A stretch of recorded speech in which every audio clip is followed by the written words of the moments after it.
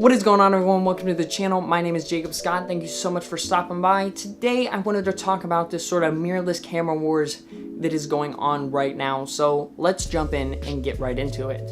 Alright, so the cameras that I'm going to be talking about today is the Sony A7iii, Nikon Z6, the Canon EOS R, and the Lumix S1. The reason I'm not talking about the Fuji X-T3 is because it is not a full frame camera. However, Fuji, if you want to send me a camera, feel free.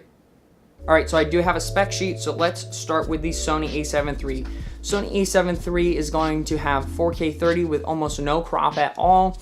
1080 120, it does 10 frames per second, has in-body image stabilization, has really good autofocus, and the color science is improved from previous Sony cameras. Now, some things that I do not care for about the Sony A7iii, which I'm actually shooting this video on right now, is the fact that the grip is really small. That's one thing that I do like about these, newer cameras by Canon, Nikon, and Lumix, is the grips are really big, and the Sony does not have a top display, which all three of these cameras have. I believe the Lumix is supposed to have a top display.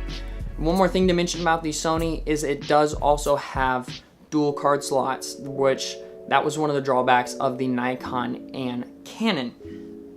Alright, so moving it down into the Nikon Z6. The Nikon Z6 has a 24.5 megapixel sensor. I forgot to mention that the Sony also has a 24 megapixel sensor. Has 273 autofocus points. From what I've seen, the autofocus does not seem to be as good as the Canon or the Sony. It does 12 frames per second, however, so it does beat out the Sony. Does 4K 30.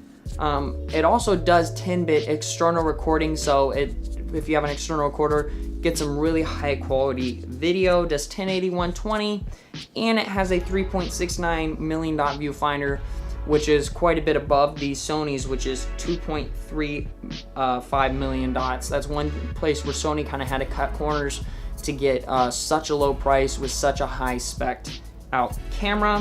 And the Nikon Z6 also has in-body IS. Now, where I think the Nikon Z6 had its biggest drawback, which you probably already know, is the single card slot. That's where it got a lot of bad rep, and I honestly think it got more bad rep than it should have, because overall I think this camera is spec'd out extremely well, but seeing that it had that single card slot, a lot of people said is not really based towards pros. And I don't even think they put the dual card slot in the Z7, which I think if they would have put the dual card slot in both these cameras would have done extremely well. However, something that I do really like about them is, like I said, those bigger grips compared to the A7iii, and it also has that top display.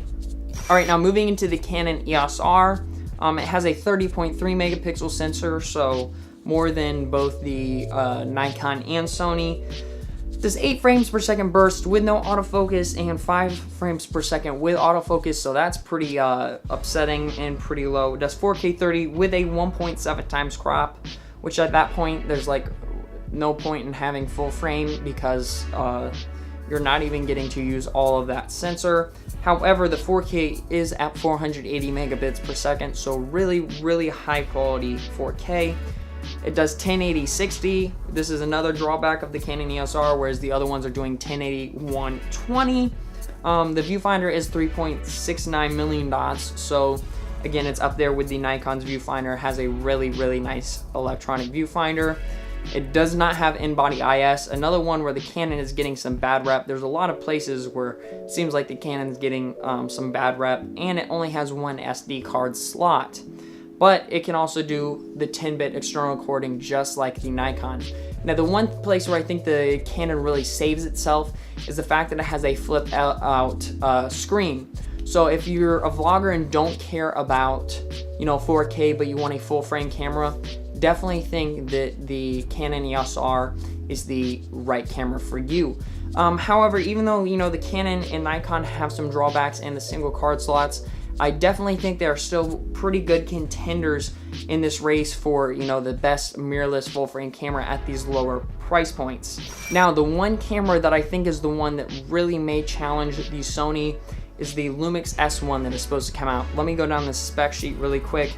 It's supposed to have a Leica L mount. It's supposed to be 24 megapixels, supposed to be 4K 60, so whereas all these other ones are 4K 30. It's supposed to have a dual SD card slots, which I think that's one thing that the Lumix S1 has going for it, is that it's actually released after all these cameras.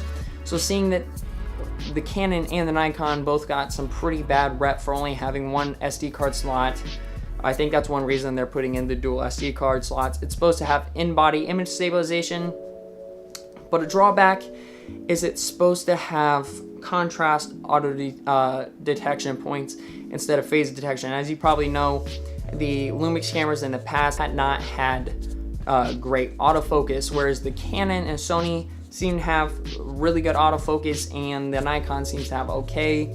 I really hope that they do something with this camera to help get that autofocus to be good and on the level of the Canon and Sony.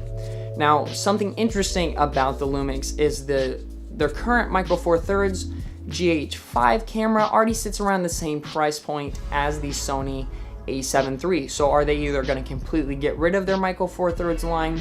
Are they going to drop the price of that line, or are they going to have to make their full frame cameras more expensive? That's where it worries me a little bit. If they can get it down to the price point of the Sony A7 III and with the specs that we already know, I think the Lumix has an extremely good chance at doing extremely well.